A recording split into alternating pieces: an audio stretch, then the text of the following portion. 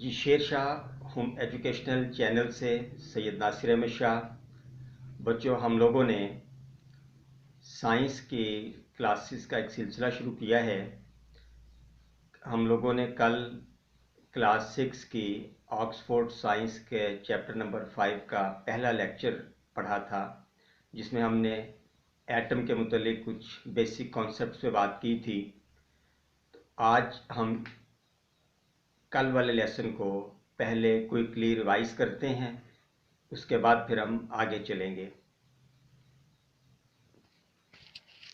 बच्चों, कल हमने मैटर, स्टेट्स ऑफ मैटर की बात की थी। हमने मैटर को यूँ डिफाइन किया था कि everything which occupies space and has mass is called matter. Matter के बाद हमने स्टेट्स ऑफ मैटर पे बात की थी। मैटर की 3 स्टेट्स हैं, सॉलिड, लिक्विड और गैस। हमने ये कहा था कि सॉलिड में पार्टिकल्स बहुत करीब होते हैं। Particles in solids are tightly packed. तो बच्चों, ये देखिए, ये एक तस्वीर में आपको सॉलिड के पार्टिकल्स दिखाए जा रहे हैं और आप इसमें देख सकते हैं कि सॉलिड के पार्टिकल जो हैं they are very much tightly packed. इनके दरमियान जो एम्प्टी स्पेसेस हैं वो ना होने के बराबर हैं। सॉलिड के बाद दूसरी स्टेट ऑफ मैटर लिक्विड की हमने बात की थी और हमने ये कहा था कि लिक्विड्स में मॉलिक्यूल्स के दरमियान फासला सॉलिड से बढ़ जाता है। ये तस्वीर जो है इसमें आप देख रहे हैं कि लिक्विड मॉलिक्यूल्स के दरमियान यहाँ आपको फासले सॉलिड की निस्बत ज़्यादा नज़र आ रहे हैं। तीसरी स्टेट गैशियस स्टेट में हमने ये कहा था कि लिक्विड गैस के मॉलिक्यूल्स के दरमियान फासले लिक्विड से भी बढ़ जाते हैं, बल्कि बहुत ज़्यादा बढ़ जाते हैं। तो आप इसमें देख रहे हैं कि मॉलिक्यूल्स के दरमियान फासला जो है वो काफ़ी ज़्यादा नज़र आ रहा है। इसके अलावा बच्चों, कल हमने एटम के बारे में बात की थी और हमने ये कहा था कि मैटर का टाइनी पार्टिकल जो अपने इंडिपेंडेंट एग्जिस्टेंस को सस्टेन कर भी सकता है और नहीं भी कर सकता, उसको हम एटम कहते हैं। और एटम के अंदर अपने पेरेंट सब्सटेंस की तमाम केमिकल प्रॉपर्टीज़ पाई जाती हैं। हमने ये भी कहा था कि एटम के 3 सब एटॉमिक पार्टिकल्स हैं, इलेक्ट्रॉन, प्रोटॉन और न्यूट्रॉन। तो अभी जो आप अपनी स्क्रीन पे देख रहे हैं ये एक मॉडल है एटम का। देखिए, इसमें आपको सेंटर में प्रोटॉन्स और न्यूट्रॉन्स नज़र आ रहे हैं। इसको मजमूई तौर पे हम एटम का न्यूक्लियस कहते हैं। रेड कलर में आपको प्रोटॉन्स दिखाई दे रहे हैं और ब्लू कलर में आपको न्यूट्रॉन्स दिखाए जा रहे हैं। इसके बाद आप देख रहे हैं कि ये ऑर्बिट्स बने हुए हैं। ये इलेक्ट्रॉन्स की रिवॉल्व करने के लिए पाथ हैं जिन पे इलेक्ट्रॉन्स रिवॉल्व करते हैं around the nucleus. Green colour में जो आपको टाइनी बॉल्स नज़र आ रहे हैं दे रिप्रेजेंट न्यूक्लियस। तो ये एक तरह से एटॉमिक मॉडल है। ये तस्वीर अगर आप जहन में रखें तो आप इलेक्ट्रॉन को, प्रोटॉन को, न्यूट्रॉन को, उनके रिस्पेक्टिव पोजीशंस को और एज अ होल एटम को बेहतर समझ सकते हैं। जी बच्चों, अब इस ब्रीफ क्विक रिवीजन के बाद हम लोग आज का टॉपिक शुरू करते हैं। हमारा आज का टॉपिक है एलिमेंट। हमने इसमें एलिमेंट की डेफिनेशन समझनी है और हमने ये देखना है कि एलिमेंट में और एटम में क्या रिलेशन है। सबसे पहले हम देखते हैं व्हाट इज़ एन एलिमेंट या how an element is defined. तो एलिमेंट की डेफिनेशन है a substance which can not be broken or split into simpler substances by any ordinary chemical method is called an element। यानी element एक ऐसा substance है जिसको हम ऑर्डिनरी केमिकल मेथड से फर्दर सिंप्लीफाई नहीं कर सकते। आपने सबसे पहले मैटर की बात की। सपोज मैटर में आपने वाटर ले लिया। पानी की बात करते हैं। कल हमने कहा था कि water consist of hydrogen and oxygen. अगर हम वाटर को केमिकली सिंप्लीफाई करें तो हमें 2 एलिमेंट्स मिलते हैं, 2 तरह के एटम्स मिलते हैं, एक हाइड्रोजन और एक oxygen. Hydrogen is an element, oxygen is an other element. Simplify करने का मतलब ये है कि अगर आप हाइड्रोजन के एलिमेंट को फर्दर स्प्लिट करते चले जाएं, इसको ब्रेक डाउन करते चले जाएं, आप हाइड्रोजन को टाइनी पार्टिकल्स में कन्वर्ट कर लें, आप ऑक्सीजन को टाइनी पार्टिकल लेवल तक ले जाएं, या अगर हम किसी सॉलिड की, हम किसी मेटल की बात करें तो आप उसको बिल्कुल टाइनी स्मॉलेस्ट यूनिट्स तक ले जाएं, लेकिन आप ऑक्सीजन को देखेंगे कि वो हमेशा ऑक्सीजन ही रहेगी। Hydrogen is always hydrogen, whether it is in atomic form, whether it is in molecular form। तो इसलिए हम हाइड्रोजन को, ऑक्सीजन को एलिमेंट कहेंगे कि हम हाइड्रोजन को फर्दर सिंप्लीफाई करके किसी और सब्सटेंस में, किसी और चीज़ में कन्वर्ट नहीं कर सकते। अब एलिमेंट की कुछ प्रॉपर्टीज़ हैं जिनको हम स्टडी करेंगे। Number 1, all matter is made up of elements. जितने भी मैटर है वो सब एलिमेंट्स के मिलने से बना हुआ है, और एलिमेंट्स जो हैं वो एटम्स के मिलने से बने हुए हैं। Each element contains only one type of atoms. ये एक इम्पॉर्टेंट पॉइंट है। एलिमेंट के अंदर एक ही तरह के एटम्स पाए जाते हैं। इसका मतलब ये है कि अगर हम ये बात कर रहे हैं कि हमारे पास ऑक्सीजन एलिमेंट है, तो हमारे सैंपल में ऑक्सीजन के जितने भी एटम्स होंगे, वो मिलियंस की तादाद में हों, वो ट्रिलियंस की तादाद में हों, उन सब को आप ऑक्सीजन के नाम से ही याद रखेंगे। ये नहीं होगा कि ऑक्सीजन एलिमेंट की बात करें और उसमें ऑक्सीजन एलिमेंट के साथ साथ हम कहें कि कुछ एलिमेंट्स जो हैं वो हाइड्रोजन के भी हैं।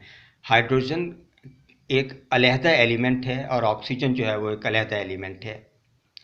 फिर एलिमेंट में बच्चों याद रखो, there are more than 100 elements.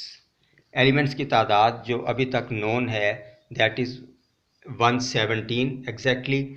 इसमें से कुछ ऐसे हैं जो आर्टिफिशियल हैं और मोस्टली वो हैं जो नेचुरल हैं, जो मैन मेड नहीं हैं। कुछ एलिमेंट्स ऐसे हैं जो रेडियो एक्टिव हैं और कुछ आर्टिफिशियल एलिमेंट्स ऐसे हैं जो लेबॉर्ट्रीज़ में प्रिपेयर किए गए हैं और वो भी रेडियो एक्टिव इन नेचर है। Elements can be divided into metals and non metals. Elements की ये क्लासिफिकेशन आप मज़ीद पढ़ेंगे। आइंदा किसी क्लास में हम मेटल्स और नॉन मेटल्स पे डिटेल से बात करेंगे, इनकी प्रॉपर्टीज़ को स्टडी करेंगे।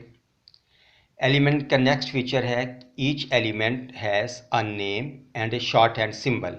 हर एलिमेंट का एक अपना यूनिक नेम होता है और उस नेम पे एक ही एलिमेंट आपको मिलेगा। इसी तरह हर एलिमेंट की एक यूनिक शॉर्ट हैंड सिंबल होगी। सिंबल के बारे में भी हम आइंदा किसी क्लास में डिटेल से पढ़ेंगे। इसकी कुछ एग्जांपल्स देखते हैं एलिमेंट्स की। Hydrogen is an element, oxygen is an element, copper is an element. Iron की बात करेंगे, iron is an element, calcium is an element. तो इस तरह 117 एलिमेंट्स हैं। अगर हम रिवाइज करें तो हम ये कह सकते हैं कि एलिमेंट एक ऐसा सब्सटेंस है जिसको आप किसी ऑर्डिनरी केमिकल मेथड से फर्दर सिंप्लीफाई नहीं कर सकते।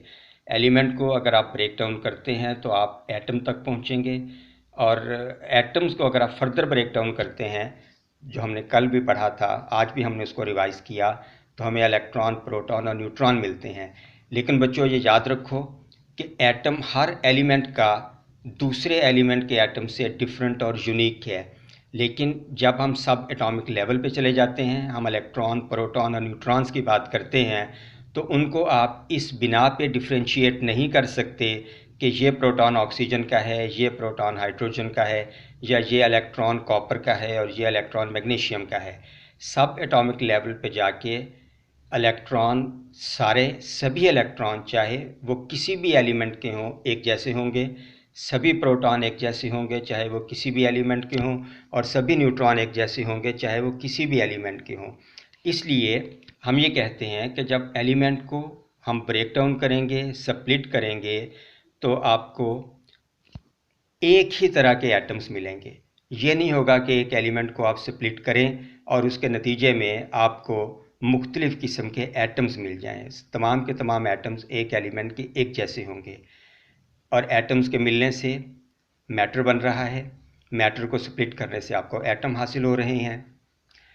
अगर ऐसा हो कि हम एटम्स को कंबाइन करना शुरू करते हैं, चाहे वो एटम्स एक ही एलिमेंट के हैं, चाहे वो एटम डिफरेंट एलिमेंट्स के हैं तो जो चीज़ आपको हासिल होती है that is called molecule.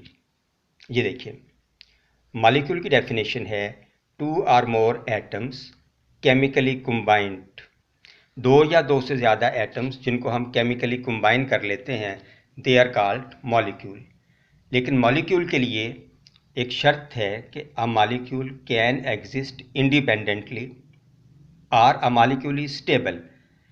Atom के बारे में हमने, आपको याद होगा, ये कहा था कि एन एटम कैन और can not exist independently. Molecule के बारे में हम ये कह रहे हैं कि a molecule can exist independently, बल्कि हमें यूं कहना चाहिए कि a molecule is a stable particle. A molecule should exist independently. अगर कोई पार्टिकल इंडिपेंडेंट एग्जिस्ट नहीं कर सकता तो हम उसको मॉलिक्यूल नहीं कहेंगे।